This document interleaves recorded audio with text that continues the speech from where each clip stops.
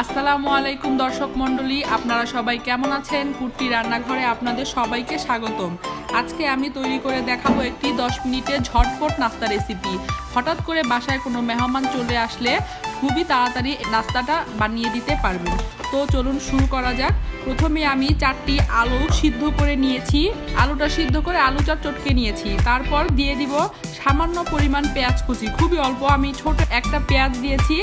দিয়ে দিব 1 চামচ শুকনা মরিচের গুঁড়া, হাফ চামচ গোলমরিচের গুঁড়া, 3 চামচ কর্নফ্লাওয়ার, পরিমাণ মতো লবণ এবং তেল দিয়ে ভালো করে একটা ডো বানিয়ে নিব মেখে। তারপর ডো বানানোর শেষে উপরে তেল মেখে দিব। তারপর একটি ফ্রাই প্যানে তেল দিয়ে দিব। তেলটা গরম হওয়া পর্যন্ত আমি সেই আলুর ডোটাকে 4টা ভাগে ভাগ করে নিব ছুরি দিয়ে। ভাগ করার পর একটা করে ডো নিয়ে লম্বা লম্বা করে হাত দিয়ে চেপে এরকম করে 3টা ভাগ করে কেটে কাঁটা চামচ দিয়ে চাপ করে একটা শেপ বানিয়ে নিব। এটা যার যেমন ইচ্ছা, যে যেরকম শেপ দিতে চায় দিতে পারবে। তারপর আমার তেলটা গরম হয়ে আসছে, তারপর আমি একটা একটা করে দিয়ে দিব। উল্টে পাল্টে বাদামি রং করে ভেজে নিব।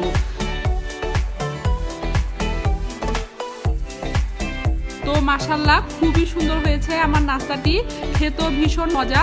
আমার ছেলের আলহামদুলিল্লাহ খুব ভালো লেগেছে। সে সহজে কিছু খেতে চায় না, কিন্তু এটা দেখলাম সে নিজে নিজেই নিয়ে খাচ্ছে। আপনাদের যদি রেসিপিটি ভালো লেগে থাকে অবশ্যই বাসায় ট্রাই করবেন। এরকম আরও অনেক ভিডিও আছে আমাদের পেজে, আপনারা সবাই দেখবেন এবং আমার পেজটিকে লাইক করবেন এবং আমার ইউটিউব চ্যানেলে সাবস্ক্রাইব করবেন। তো সবাইকে ধন্যবাদ, আল্লাহ হাফেজ।